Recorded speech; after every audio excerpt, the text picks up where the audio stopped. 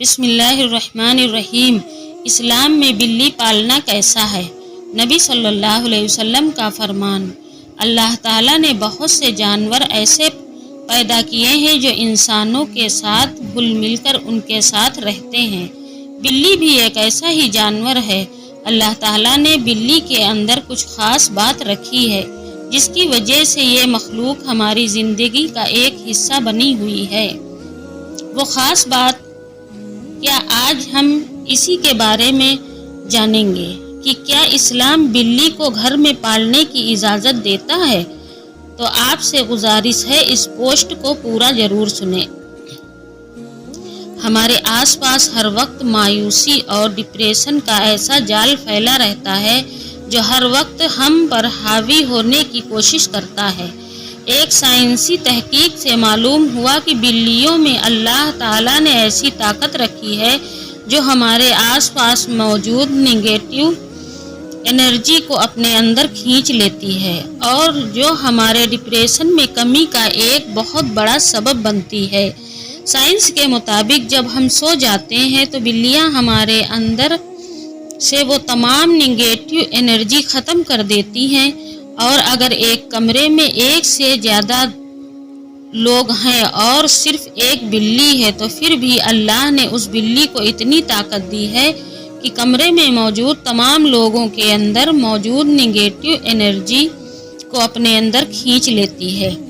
کچھ مذاہب میں بلی کو ناپاک سمجھا جاتا ہے، جو کچھ مذاہب میں اسے حلال سمجھ کر کھایا بھی جاتا ہے، جبکہ اسلام میں اس کا گوشت کھانے سے منع کیا اور دوسری طرف ان کے ساتھ پیار، محبت اور حسن اخلاق سلوک کرنے کا حکم دیا۔ جیسے ایک صحابی کی کنیت تھی کہ ابو ہریرہ، یعنی بلیوں والا ابو ہریرہ نام رکھنے کی وجہ سے یہ تھی کہ آپ کے پاس بلیاں تھیں جس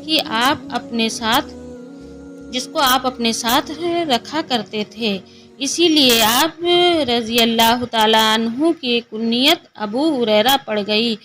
دوستو، یہاں اس بات سے پتہ چلتا ہے کہ بلیوں کو پالا جا سکتا ہے، مگر ان کے کھانے پینے کا پورا خیال بھی رکھنا ہوگا اور انہیں کوئی تکلیف نہ دی جائے۔ سائنس کے مطابق گھر میں بلی پالنے کا ایک بڑا فائدہ یہ بھی ہے کہ بلیوں کو انسان کو چھونا بہت پسند ہوتا ہے۔ ماہرین کے مطابق بلی کو چھونے میں اللہ نے ڈپریشن کا علاج رکھا ہے۔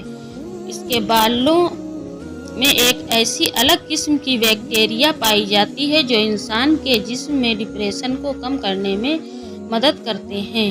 ایک عورت کو بلی کی وجہ سے عذاب ہوا۔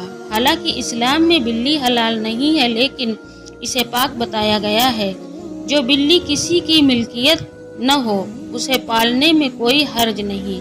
جیسے کہ حدیث میں ہے، سیدنا عبداللہ بن عمر رضی اللہ تعالیٰ عنہ سے روایت ہے کہ نبی پاک صلی اللہ علیہ وسلم نے فرمایا، ایک عورت کو بلی کی وجہ سے عذاب ہوا۔ اس نے بلی کو قید کر کے رکھا، نہ تو اسے کچھ کھانے کو دیتی اور نہ ہی پینے کو، یہاں تک کہ وہ اس بلی کو باہر بھی نہیں جانے دیتی جس سے کہ وہ کچھ کھا کر اپنا پیٹ بھر سکے۔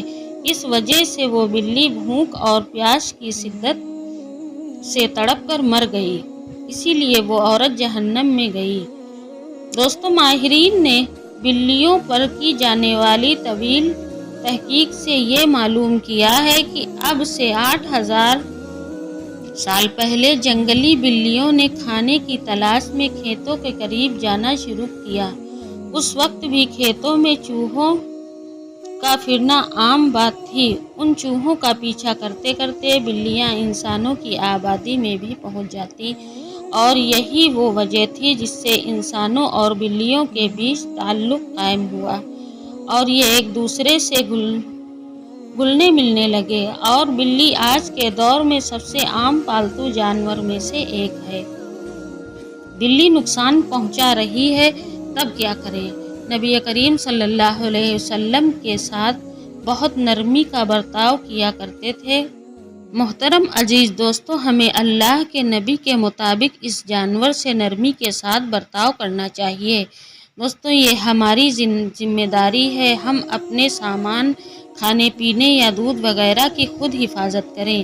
بلی پر ظلم و ستم کرنے کی نہ تو سوچیں، جیسے اکثر کبوتر پالنے والے لوگ بلیوں کو بے دردی سے تڑپا تڑپا کر مار دیتے ہیں۔ یہ کام ہرگز صحیح نہیں ہے۔ جس جانور سے ہمارے آقا نے محبت کی، ہمیں بھی کرنی چاہیے کہ ان کی پیروی کرتے ہوئے ہم اسے محبت اور شفقت کی نظر سے دیکھیں۔ ہاں، اگر کوئی بلی بہت خونخوار ہے اور آپ کو نقصان پہنچاتی ہے تو مہربانی کر کے اسے مت ماریے، بلکہ اسے کہیں دور لے جا کر چھوڑ دیجیے۔ اس بات سے ہمیں یہ بھی معلوم ہوا کہ اس دور کے جو سائنسداں ہیں وہ حضور پاک صلی اللہ علیہ وسلم کی بتائی ہوئی باتوں پر مہر لگا رہے ہیں۔ سائنس آج جو باتیں کر رہا ہے، 14 سال پہلے ہم سب کے آقا محمد مصطفیٰ صلی اللہ علیہ وسلم نے بتا دیا ہے۔ بے شک آپ اللہ کے سچے رسول ہیں۔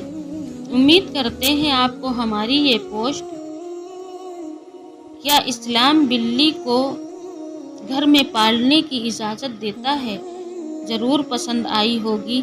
آپ سے گزارش ہے کہ اس پوسٹ کو زیادہ سے زیادہ لوگوں تک شیئر کریں اور اس طرح کی جانکاری حاصل کرنے کے لیے ہمارے چینل کو چیک کریں۔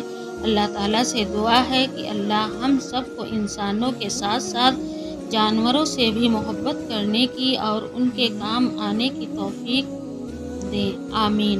السلام علیکم۔